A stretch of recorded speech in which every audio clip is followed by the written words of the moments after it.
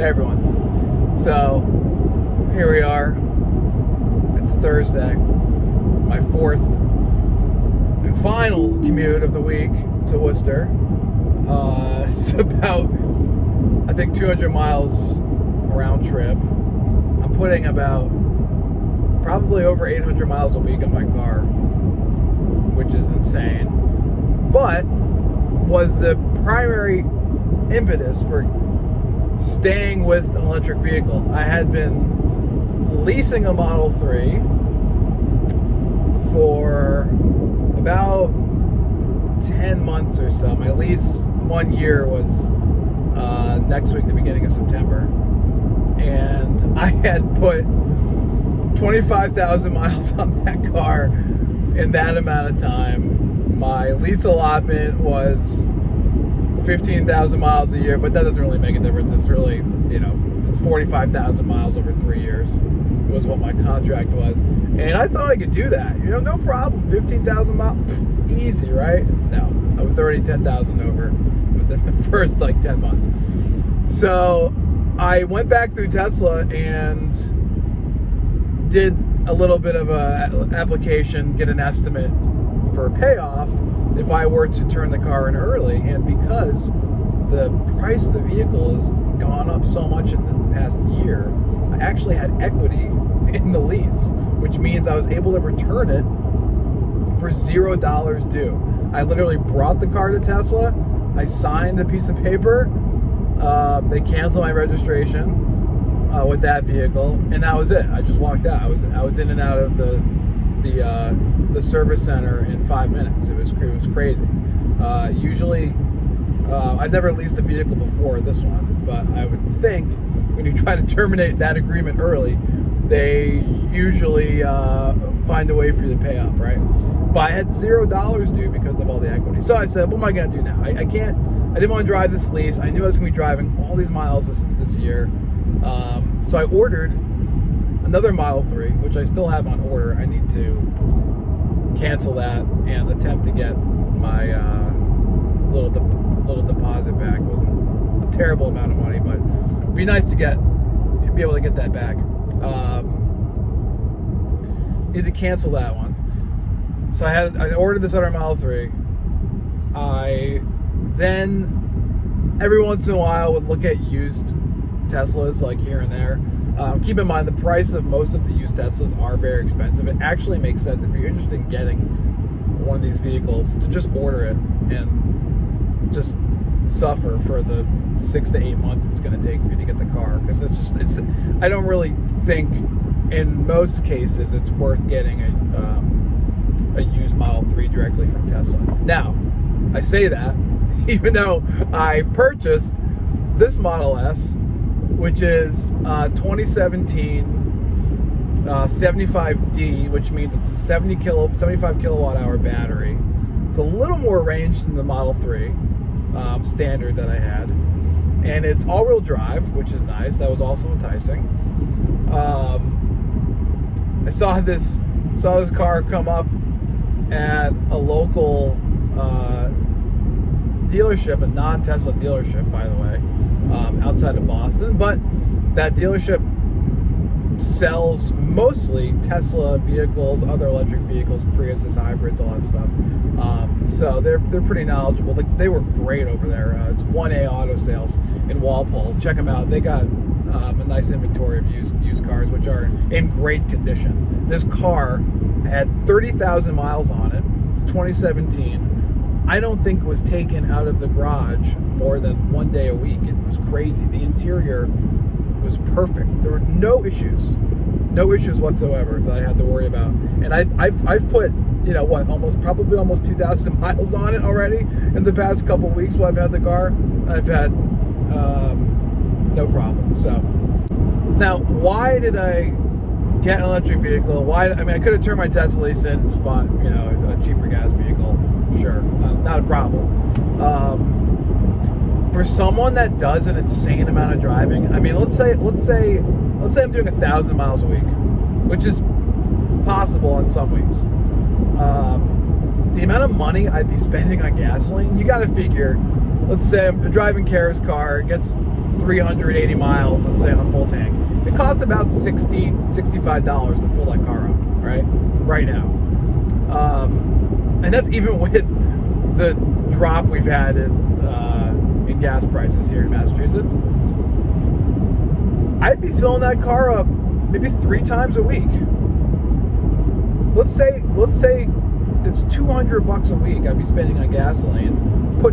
Punch that out to a month, and we're spending $800 on gas. That's nuts. And on top of it, we also have all the maintenance that's going to come with that, with that owning the gas vehicle. I mean, I'm going to have to get oil changes, much more often than you normally would have to do. Not that that's a huge expense, but it's something to consider. The wear and tear on the gas vehicle, I think, should be considered. On the electric side, other than the wear on my tires, which shouldn't be downplayed, it's certainly significant. And electric vehicles in general, because they're heavier with the battery, do wear tires more than a gas vehicle. But aside from that, I have the ability, when I work in Worcester, to charge for free on campus. And they have 8-10 chargers on campus for free. So right now it makes sense to be driving an electric vehicle and be able to split my charging basically 50-50 between free charging on campus and charging at home. Now, charging is another thing which everyone always asks me. How long does it take to charge? That's always the question. How long does it take to charge? And I would say, my rebuttal would be, how long does it take to charge your iPhone? And no one would know that answer. It's not really relevant to drive an electric vehicle for the average person, which consists of getting home, plugging the car in, and leaving it plugged in. That's it. It's a mindset naturally from the gas vehicle, because when you drive a gas vehicle, you see the flashing empty light, right? And you got to fill the car. You generally fill your gas car up from empty to full. It's not the case with an electric vehicle. Doesn't matter really what state of charge my battery is at. 50%, 10%, 70%, plug the car in. So you leave every day, if you're commuting, with a full battery. And you don't have to think about it. The other thing to think about, if you drive a lot like I am, my situation, I would say, is a little more unique, because I know when I get to work, I can plug my car in, and it's not an issue. I generally will have a charger available to me. Now, some of us that travel a lot don't always have that ability to plug their car in at their workplace, which I understand. If you can do a round trip in your vehicle, great. Most electric vehicle batteries right now, the average, I would say, is about 250 miles of range, which means on the highway, driving at 75, let's say 80 miles an hour, you'll probably get around 200 realistically. They don't really tell you that, but because of the speed in which you're driving, and because you got the air conditioning on, you're going to be running the heater in the winter. Okay, all of these things play into what drains on the main battery pack. So if you're doing highway driving primarily, I know your vehicle, it says 250 miles, MSRP, fine, and then in normal conditions. And actually, you might get above 250 miles in certain scenarios, based on how efficient you drive the vehicle. I've, in some cases, have exceeded my range slightly than what the vehicle tells me is possible. If you drive efficiently, or if you're just bopping around town, you really won't use a lot of of the battery up. If you're stop and go in traffic. So even if you're doing a long commute, let's say 100 miles a day or something like that, you can still make a round trip back to your home. It's really not an issue, and you don't have to really worry so much about like what percentage my battery is at. As long as you know when you get home, you can plug the car in. It's really not a big deal. Now, the thing that I think sets Tesla apart from other electric vehicles out there is the charging network.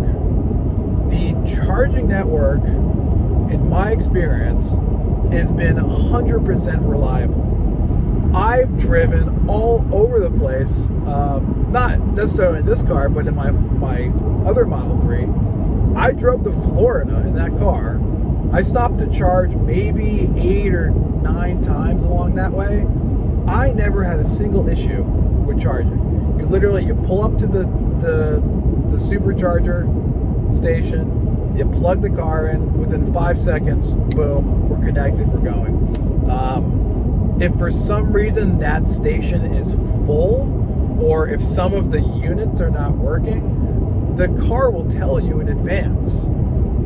There's a 2-minute wait at this station. I've only experienced a wait at a Tesla charger maybe once or twice. I mean, it's pretty rare. Maybe on like a peak travel, weekend or something, like it's the 4th of July, and maybe the chargers are full. But I mean, it's really rare. I can only recall maybe 1 or 2 times where I had to wait like 2 minutes or so.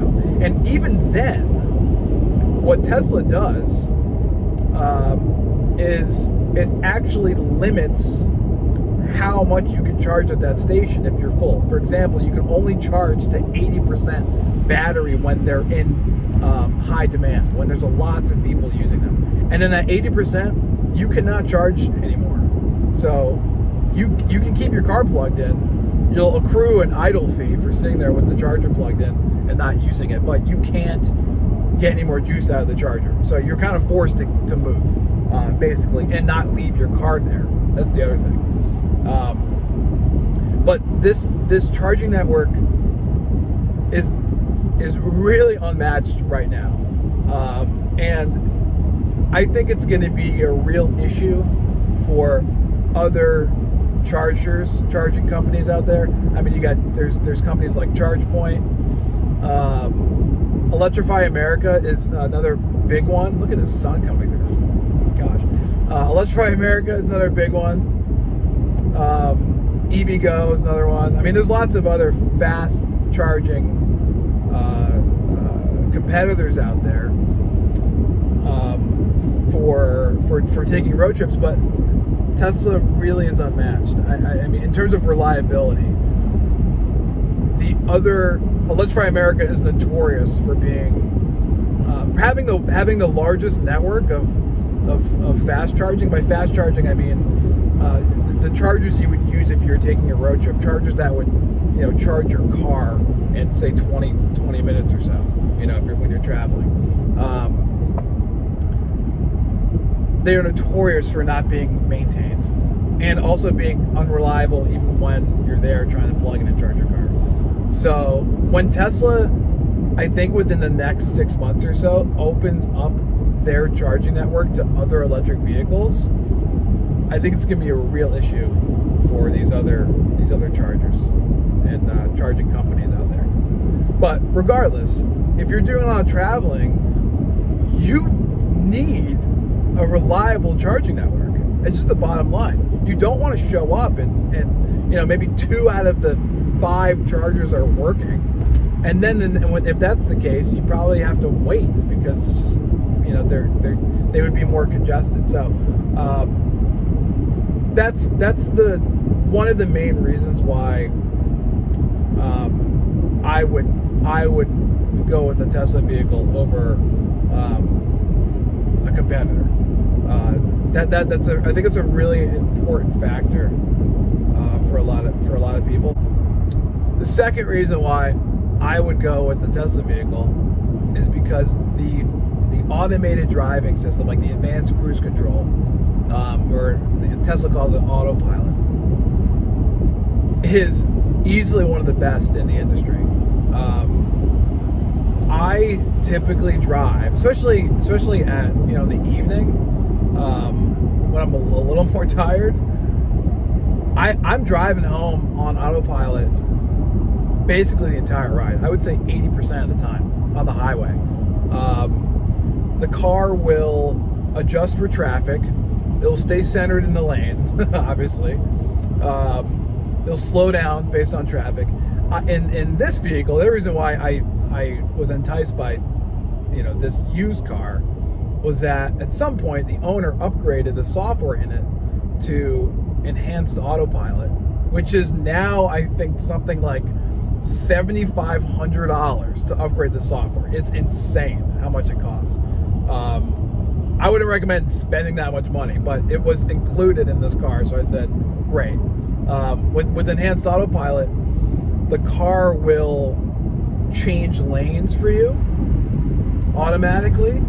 It'll go around cars if it detects and sees a car in front of you that's actually going slower. It's really interesting that it doesn't wait until you're bumper to bumper with someone to then move. It can detect maybe 6-7 car lengths in front of you if the car in front of you is going a slower speed, and it will proactively change the lane. It's pretty nuts. It'll also take exits for you too. It's not the most reliable in that sense, based on the fact that if there's no lane line, I think the car has a little difficulty with it. But if the road is marked well, it's really no issue. It's pretty wild that it can do that. So I think it's got the best lane centering, best real traffic awareness in terms of safety. I've never had an incident in this Model S. My Model 3, on the other hand, was notorious for what's called this phantom braking, which the camera gets confused either by maybe the light shining in it, or it thinks a car in another lane. On a divided highway, it would get a little concerned. It would start to apply brakes for seemingly no reason. Wasn't the biggest fan of that. But this car, the 2017, I think 2018 models have some radar. So if there's not actually an object in front of the car, it's not going to stop. So I don't know why Tesla didn't keep radar on their vehicles. All the new cars are what we call vision only, which uses one of the all of the cameras work together. I think there's about 8 cameras in the vehicle to really sense the car's surroundings. But I've had no issues with any braking whatsoever. It's been remarkable. I mean, if I were to do the equivalent drive on my old Model 3, I guarantee there would be an instance or two of the car just applying the brakes for seemingly no reason, which is not good. That for the new vehicles, it's got to be fixed, because it's a little concerning. It didn't happen all the time, but it doesn't really matter. I mean, if it's one time, it was a little concerning. But I haven't had any issues in this car. That's made a big difference for me, because it really makes the driving experience, especially in stop and go traffic, it is unparalleled. Being able to just not have to constantly brake and accelerate and brake and accelerate and just let the car do it has made the driving experience pretty cool. So of course, I'd love to recommend everyone get an electric vehicle, but it might not make sense depending on your driving habits. I think if you drive a lot, it actually does make sense. It seems counterintuitive. One, I need more range and whatnot. I think the savings in gasoline right now, if you're doing an insane amount of driving, is absolutely worth it. It's worth the premium I think you pay on purchasing the vehicle,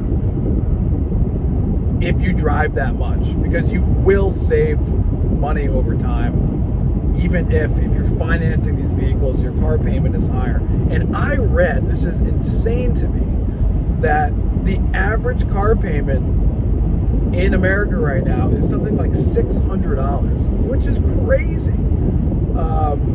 So I mean, if that's really what people are paying, by all means, I think purchasing one of these vehicles is affordable for people. But again, it's really dependent on your driving habits. I wouldn't go out and spend an insane amount of money on a brand new Tesla if it's going to be parked in your driveway majority of the time. You know, if you're not spending a lot of money on gasoline, if you're not spending a lot of money on maintaining your gas vehicle, I don't think it makes sense right now where the price point is at.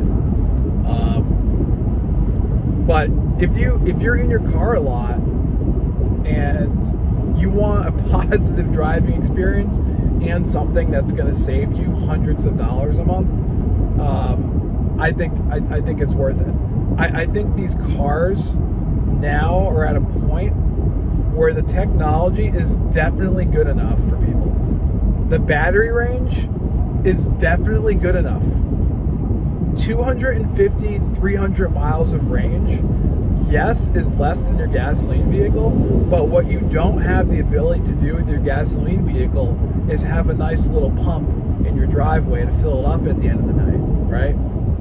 It's the mindset we've been in for a long time with, you know, driving gasoline vehicles, is that I got more range on this car. You know, I get 400 miles in my gas car. Why would I want to go down to 250 miles? Well, it's like owning any electronic device. You don't have to go to a gas station to, you know, charge your computer. That's the difference. You can do it at home, and for the majority of people, you will have no issue with range. And if you do need to travel, there is an abundance of fast charging network. Now, I spoke previously about the unreliability of some of the other charging networks out there, but with Tesla, there are thousands of chargers in the United States. I'll pull up an image of supercharging networks here right now, right in New England. I mean, there are hundreds of stations available to charge if you're doing a trip. Let's say driving to New York City, you will have a dozen options to plug your car in and charge along the way. I mean, it's really not an issue. So, not for everyone, but if you're doing a lot of driving, you commute a lot. I mean, I know I have a lot of musician friends who drive all over the place for work, and you spend a ton of money on gasoline. So it might be worth considering pricing it out and looking into an electric vehicle. Also, if you're driving a car right now, I guarantee the price of your car is at record levels. I mean, this was the other impetus for originally going to Tesla, was that my old Kia Forte was literally the price I paid for it when I traded it in. It was just insane. And that was a 5-year-old car with like 90,000 miles on it. So it just is, you got to strike while the iron's hot. If you're thinking about, you know, taking the plunge, you probably have enough equity in your current vehicle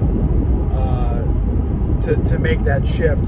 And maybe it makes sense financially if you're doing a ton of driving. So that's my 2 cents.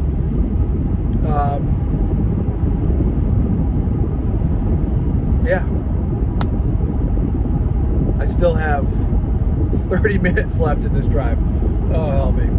But hey, I'm not really using my hands, so it's fun. See ya.